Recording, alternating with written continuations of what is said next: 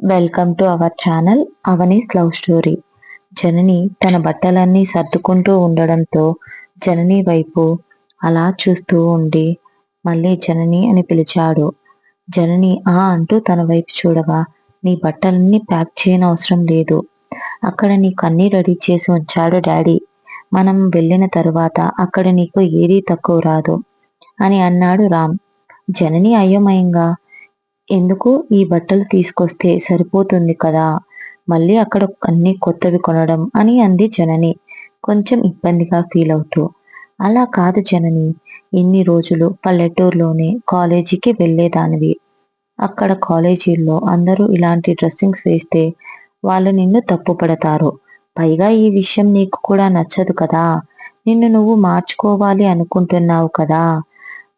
నేను సిటీకి వెళ్ళి చదువుకోవాలి, అందరిలా అక్కడ వాళ్ళు వేసుకునే బట్టలు వేసుకోవాలి, వాళ్ళలాంటి డ్రెస్సెస్ నేను కూడా వేసుకోవాలి అని అనుకుంటూ ఉండేదానివి కదా.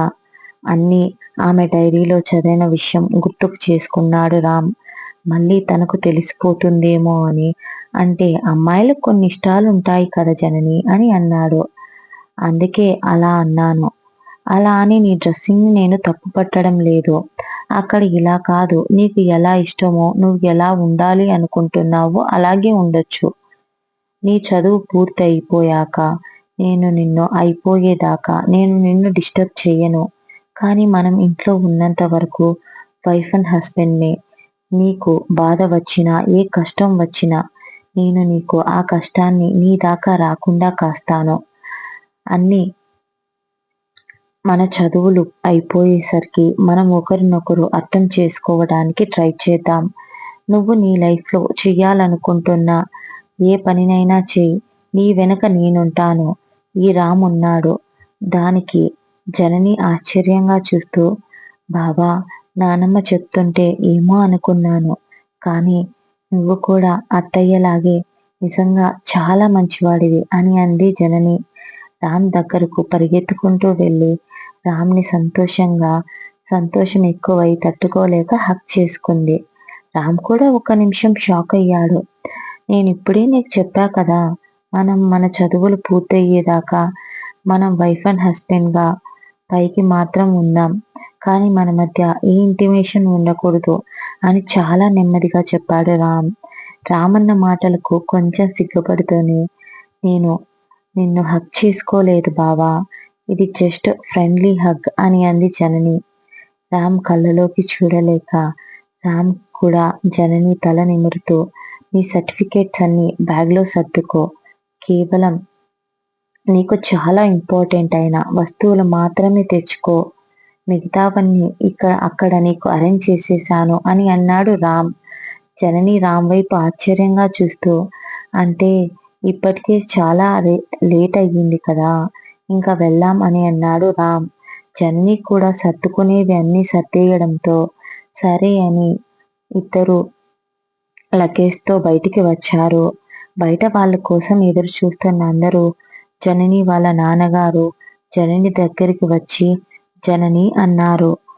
జనని జాగ్రత్తగా, భయపడకు, నీకేం కావాలన్నా బావనడుగు, అడక్కపోయినా నిన్ను అర్థం చేసుకుంటాడు అని రామ్ వైపు చూస్తూ అన్నాడు ఆయన. దానికి రామ్ చిన్నగా నవ్వి వాళ్ళ వైపే చూస్తూ ఉన్నాడు. జనని నాన్న వాళ్ళ కళ్ళల్లో ఎక్కువగా చూస్తూ వాళ్ళ నాన్నని హక్ చేసుకొని మిస్ యూ నాన్న అంటూ ఏడుస్తూ ఉంది. అది చూసిన రామ్ గుండెలపై ఆడుకున్న అది చూసిన ఆయన గుండెలపై ఆడుకున్న జనని గుర్తు వచ్చి, నువ్వు ఈ గుండెలపై ఆడుకున్నావు, ఇప్పుడు ఈ గుండెలపై నుంచే వెళుతున్నావు, నీ కొత్త జీవితంలో కూడా ఇలాగే సంతోషంగా ఉండాలి అని ఈ తండ్రి కోరిక. నీకు ఇప్పటి వరకు ఈ ఊరు పెద్ద మనిషిగానే నీకు చాలా రెస్ట్రిక్షన్స్ పెట్టాను తల్లి, ఇప్పుడు వాటన్నింటినీ నువ్వు ఫాలో అవ్వాల్సిన అవసరం లేదనుకుంటా అని రామ్ని చూస్తూ చెబుతున్నాడు ఆయన. ఎందుకంటే ఆయనకు అంత నమ్మకం అక్కడ జనని చాలా ప్రశాంతమైన జీవితం జీవిస్తుంది అని. అప్పుడే గౌతమ్ వచ్చి, సార్ ఫ్లైట్ ల్యాండ్ అవుతుంది, మనం వెళ్ళాలి అని అనగానే జనని షాక్ అయి, ఫ్లైటా అని అంటూ రామ్ వైపు చూడగా రామ్ ఏ ఎక్స్ప్రెషన్ లేకుండా జనని చెయ్యి పట్టుకొని వాళ్ళ అత్తయ్య మామయ్యను పక్కపక్కనే నిలబడమని చెప్పి వాళ్ళ ఆశీర్వాదం తీసుకున్నారు. కానీ జనని షాక్లోనే ఉంది.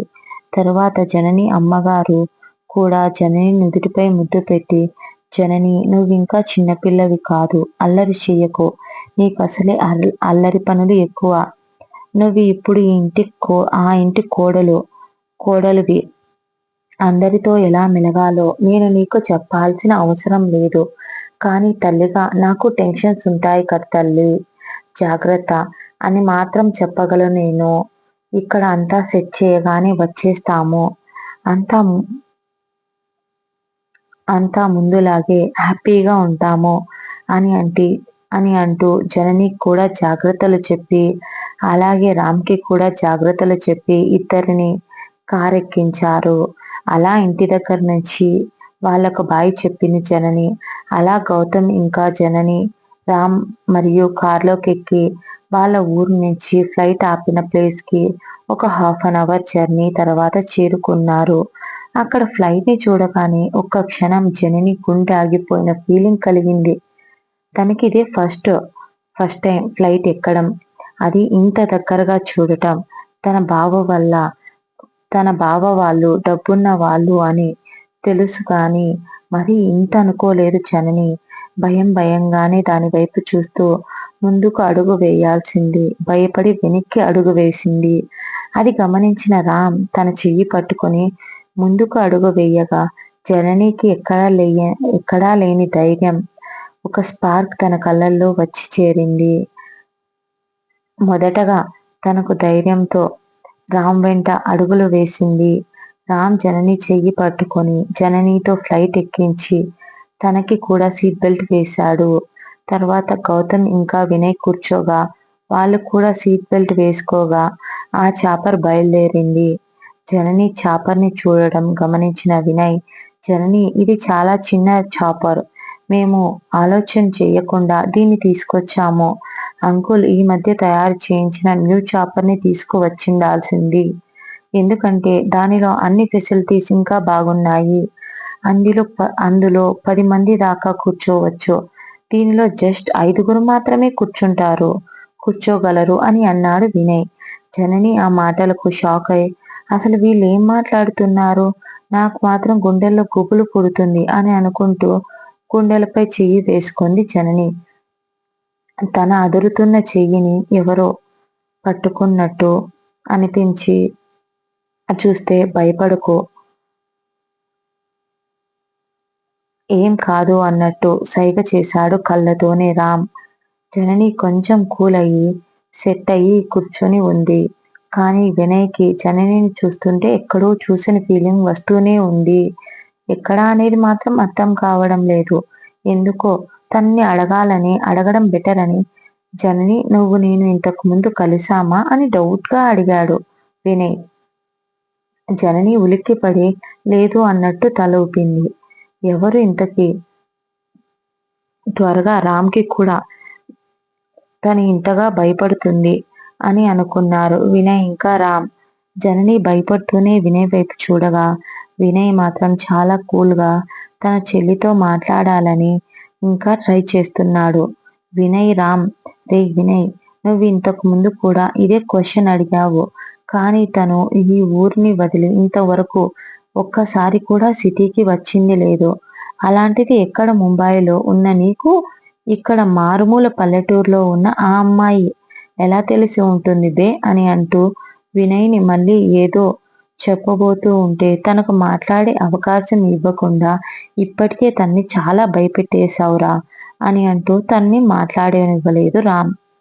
అరే నేను జోక్గా అన్నానురా బాబు, అయినా నా చెల్లిని నేనెందుకు విసిగిస్తాను అని అంటూ వినయ్ జనని వైపు చూడగా జనని అవును మీరు నిజంగానే నాకు అన్నయ్య అని అంటూ అభిమానం నిండిన కళ్ళతో వినయ్ వైపు చూసింది. జనయ్కి వినయ్ మీద చాలా అభిమానం ఉంది. తన కళ్ళలో చూస్తే వాళ్లకు బాగా అర్థమైంది. అలా మాట్లాడుకుంటూ ఉండగా అప్పుడే గౌతమ్ సార్, మనం ఒక 1/2 అవర్లో ఇంటికి చేరుకుంటాం అని అన్నారు పైలట్.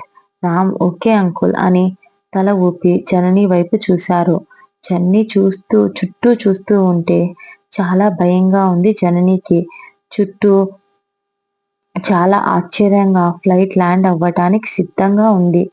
ఫ్లైట్ కిందికి దిగుతున్న అంతసేపు ఆ ఫ్లైట్ ల్యాండ్ అవుతున్న ఒక 20 నిమిషాలు నడిచి అంత డిస్టెన్స్ లో ఒక రాజభవనం లాంటి ఇల్లు ఉంది. దాన్ని చూడగానే జననికి ఫ్లైట్ లోనే చెమటలు పట్టేశాయి. గట్టిగా రామ్ చెయ్యిని గట్టిగా పట్టుకుంది. అది గమనించిన రామ్, ఇది నీకు స్వేచ్ఛని ఇచ్చే ఇల్లే కానీ నిన్ను ఏం చెయ్యరు, భయపడకు, నీకు తోడుగా నేనుంటాను అని అడుగులో నీకు నేను తోడుగా ఉంటాను. ఆచితూచి ఒక్కసారి అడుగు ముందుకు వెయ్యి జనని, ఆ తర్వాత నీకు ధైర్యంగా 1000 అడుగులు వేయగలుగుతావు అని చెప్పాడు రామ్. జనని తన బావ మాటలు ఒక మెడిసిన్ లా పనిచేయడంతో రామ్ చెయ్యిని అలాగ గట్టిగా పట్టుకొని మెల్లిగా ఆ ఫ్లాట్ ల్యాండ్ అయిన తర్వాత ఆ ఫ్లైట్ దిగి మెల్లిగా ఆ ఇంటి వైపు అడుగులు వేయసాగింది. అప్పుడే ఆ ఇంటి రూపురేఖలంతా గమనించింది. మామూలుగానే ఎంతో అందంగా ఉండే ఇల్లు. ఇప్పుడు ఇంకా రామ్ పెళ్లి అని తెలిసిన వెంటనే ఆ ఇంటికి డెకరేషన్ చేశారు. అందువల్ల లైట్ల వల్ల ఇంకా అందంగా కనిపిస్తుంది ఆ రాజభవనం.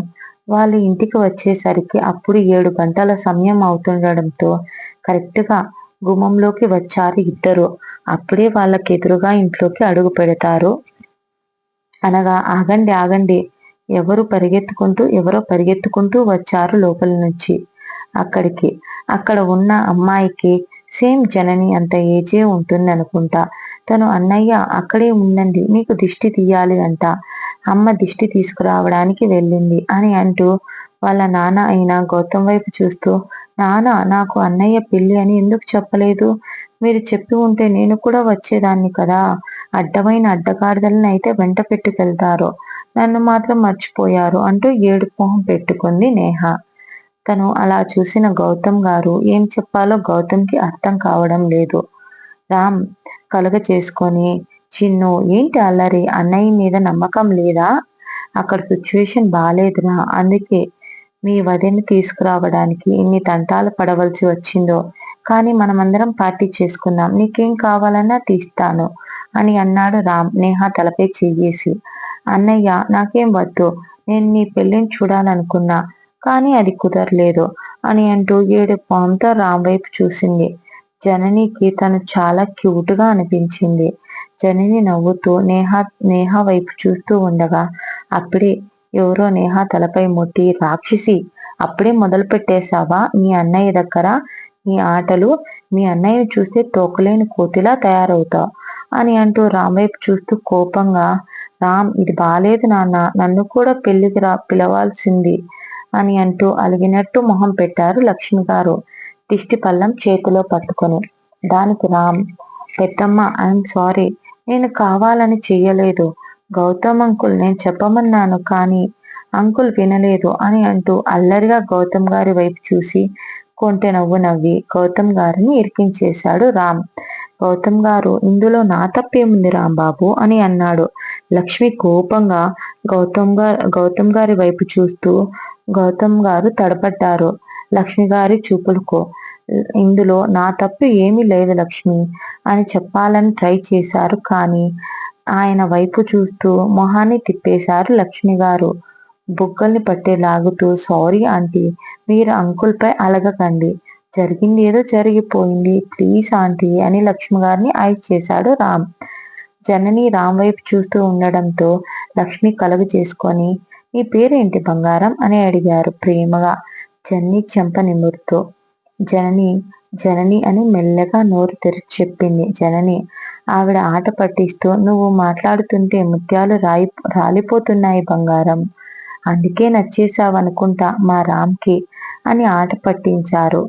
రామ్ కలుగ చేసుకొని, ఆంటీ మేము ఇప్పుడే వచ్చాము, ఇక్కడికి లోపలికి వెళ్ళాం కదా, ఎందుకు తన్ను అంతగా ఆట పట్టిస్తున్నారు అని అంటూ జననికి సపోర్ట్ వచ్చాడు రామ్. సరే నాన్న, నేను నీ భార్యని ఏమీ అనటం లేదు, తీసుకెళ్లి భద్రంగా దాచిపెట్టుకో అని అంటూ రామ్ని కూడా ఆట పట్టించారు లక్ష్మి గారు. తర్వాత లక్ష్మి గారు అప్పటికే ఆలస్యం అవ్వడంతో ఇద్దరికి దిష్టి తీసి లోపలికి పిలిచారు. తర్వాత కొద్దిసేపు పూజ గదిలో జనని చేత పూజ చేయించి దీపం పెట్టించారు. తర్వాత రామమ్మగారి దగ్గర దీపం పెట్టించి కొద్దిసేపటి తర్వాత హాల్లోకి వచ్చి అందరూ అక్కడ కూర్చున్నారు. నేహా చూపంతా వినయ్ మీదే ఉంది. వినయ్ కానీ అదేమీ పట్టించుకోలేదు. అప్పుడే నేహకు కూడా ఏదో గుర్తు వచ్చి, వదినా, నేను నిన్ను ఎప్పుడైనా కలిశానా అని అడిగింది. జనని భయంగా లేదు అన్నట్టు గట్టిగా చెప్పింది. నన్ను ఎప్పుడు చూడలేదు అంటూ మళ్ళీ చెప్పేసరికి ఈసారి రామ్కు కూడా కొంచెం డౌట్ వచ్చింది. ఏంటి నేహా కూడా అదే డౌట్ వచ్చిందా అని అంటూ నిజంగానే తనని మీరు చూసారా అని అంటూ మనసులో అనుకుంటున్నాడు రామ్. సరే, చూస్తే చూసి ఉండొచ్చు. జననిని అడిగితే తనేమో భయపడుతుంది. ఏదో జరిగింది అని అనుకుంటూ సరే తర్వాత మాట్లాడదాం అని అనుకుని నేహా వైపు చూసి, నేహా, తను ఇబ్బంది పెట్టకు. ఇప్పటికే తను చాలా టైర్డ్ అయ్యింది. వెళ్ళి తనకి రూమ్ చూపించు అని చెప్పాడు రామ్. అన్నయ్య అని అంటూ తనకి రూమ్ చూపించబోతుంటే లక్ష్మి గారు, నేహా, అక్కడ కాదు, వీళ్ళకి శాంతి పూజ జరిగేంత వరకు ఇద్దరికి వేరే వేరే రూమ్లలో ఉండేలా చూసుకోవాలి అని చెప్పి నేహా అని ఇంకో రూమ్ కి తీసుకెళ్ళమని చెప్పింది లక్ష్మి గారు. సరే అని చెప్పి జనని చెయ్యి పట్టుకుని రా వదిన అంటూ తీసుకెళ్ళింది. ఇంకా ఉంది. అండ్ నెక్స్ట్ ఎపిసోడ్ లో కలుద్దాం. Please subscribe my channel and like చేసి షేర్ చేసి కామెంట్ కూడా చేయండి. స్టోరీ ఎలా ఉందో అప్పుడే తెలుస్తుంది కదా. And bye friends.